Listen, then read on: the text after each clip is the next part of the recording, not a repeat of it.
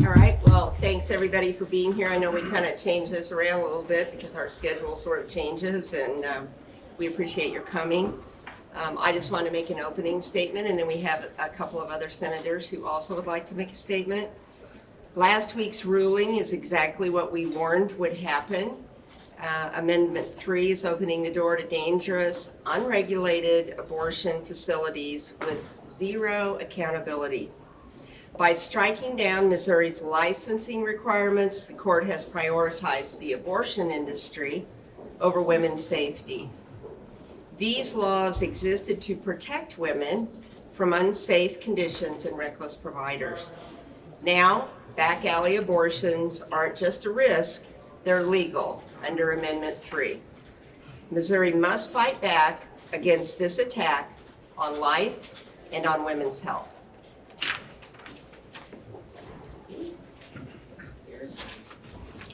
Thank you, Senator.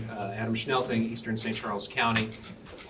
You know, last year, roughly $30 million was pumped into the state of Missouri from out-of-state donors, mainly New York City donors, to influence Missourians' vote on Amendment 3. Voters were presented with a false dichotomy. We were told, vote for Amendment 3 or women will die in our hospitals because they can't get the care that they need for ectopic pregnancies, for miscarriage care, and medical emergencies.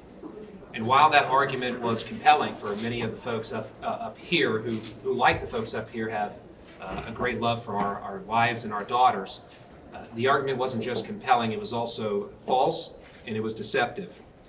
Now, with the court's decision last week, some of the state's licensing requirements that did provide great safety standards for women were essentially eliminated. Standards like acceptable sterilization standards, standards that require ultrasounds to be performed by licensed technicians, standards to require having emergency trays equipped to treat seizures, bleedings, anaphylactic shock, respiratory arrest, and cardiac arrest.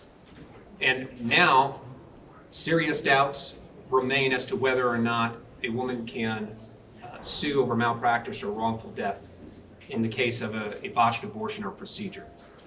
In addition to this, the text of Amendment 3, there are concerns that it allows transgender surgeries on minors. Now, many of the advocates of Amendment 3 denied that or were just silent. It wasn't until a few weeks after the election that Abortion Action Missouri, for instance, posted on their social media sites that reproductive freedom, this new reproductive freedom that was enshrined in the Constitution, did in fact include gender-affirming care. The truth of the matter is, Amendment 3 is not what was pitched to Missourians. And the bottom line is that many of my colleagues and I believe that there is a need to provide some clarifications in the law to protect women, to install safety and standards in our Constitution for women, to protect and maximize human life, to respect human life, and to ensure that the language of Amendment 3 cannot be allowed to be interpreted to allow transgender surgeries on kids. Missourians deserve to be presented with better options at the ballot box, options that are more in line with their values. And my hope is that as we get further on in the legislative session, that's exactly what we'll do. We'll present several options to the people that will be more in keeping with their values, that they can make a final determination on. But more details on that as we get further on in the legislative session. Thank you, Senator Schnelting. Rick Brattin, 31st Senatorial District. I'll be brief, not to belabor the point and continue to hash over the content already covered. But Missourians were lied to with Amendment 3. They were told one thing, and what the judge ruled, and it revoked all the laws that we had passed to protect women and protect life, were completely eviscerated by this ruling. And that's everything that this legislature has fought for decades and decades and decades to do, to protect women and to protect life. Now it's completely undone, and it is our job and our duty as legislators to ensure that this wrong is righted. And if you read Judge Zhang's ruling, it's abundantly clear that everything that we said in the campaign over the summer and through the adoption of this, it's abundantly clear that we were right and the voters were misled, and unfortunately voted for something that they honestly had no clue what they were voting on, because they were lied to during the campaign. So I'm very humbled to see all these legislators show this move of support and solitude to move forward to protect life, and doing everything necessary that we have to as a legislature to actually expose the lie that Amendment 3 was. So I know we have other speakers. No, we heard back in 2019 that Democrats wanted abortion that was safe and rare.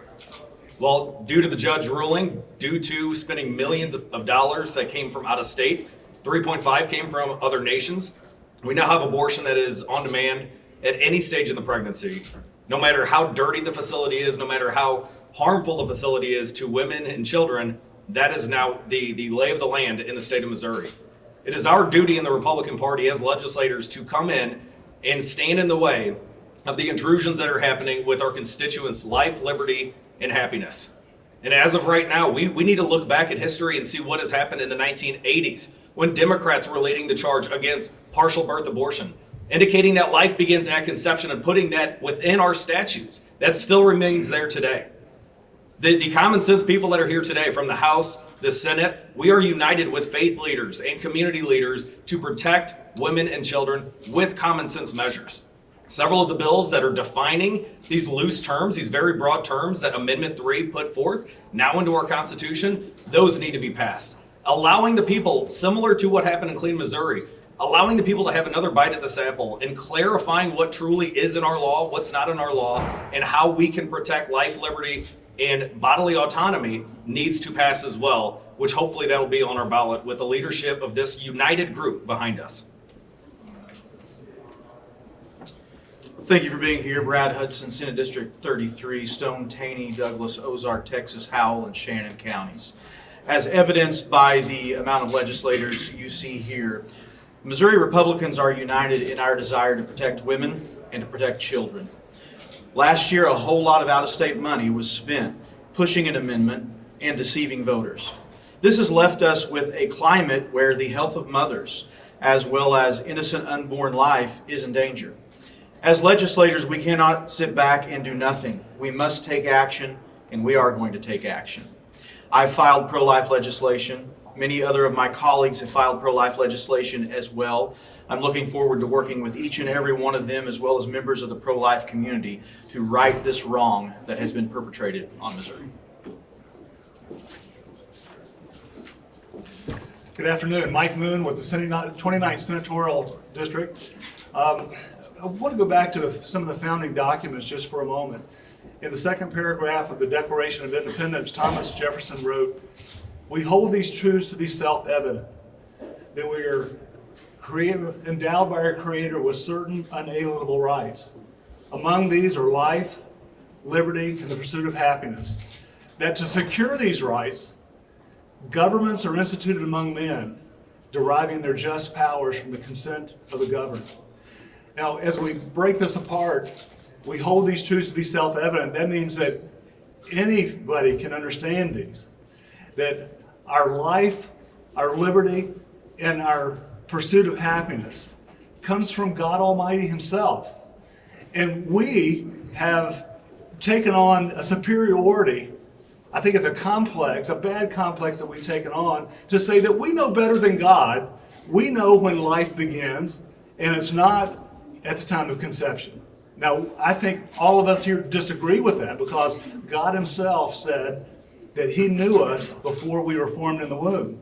And so when we allow us to take the hand of God to ourselves and to snuff out an innocent, developing human life while it's still in the womb, we're in dangerous territory.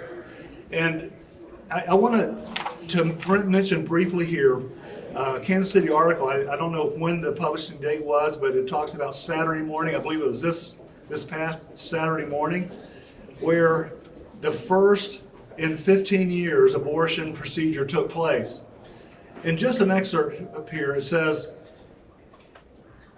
"I think today is incredibly meaningful. We know that the voices of Missouri constituents have finally been heard. we were able to finally put into action what the voters asked for back in November. And I want to ask you this question. What voices have been silenced? Missouri's voices have been heard, but we're snuffing out innocent life, and that, ladies and gentlemen, must stop. Thank you all for coming here today, and I just want to say it's a privilege and an honor to stand amongst this group of pro-life legislators. Missourians have long stood to protect the unborn, and this group is committed. The Missouri General Assembly will not stand for out-of-state special interests to eliminate health and safety regulations for women, to put the lives of the unborn at risk, to put women at risk, and to have champions for life who are all standing together to say we are committed to making sure that Missourians have a chance one more time to have protections for their daughters, for their wives, and to not let unregulated for-profit entities harm the women of this state. The senators who have spoken earlier are now open for questions. If anyone has any questions, we'll be here.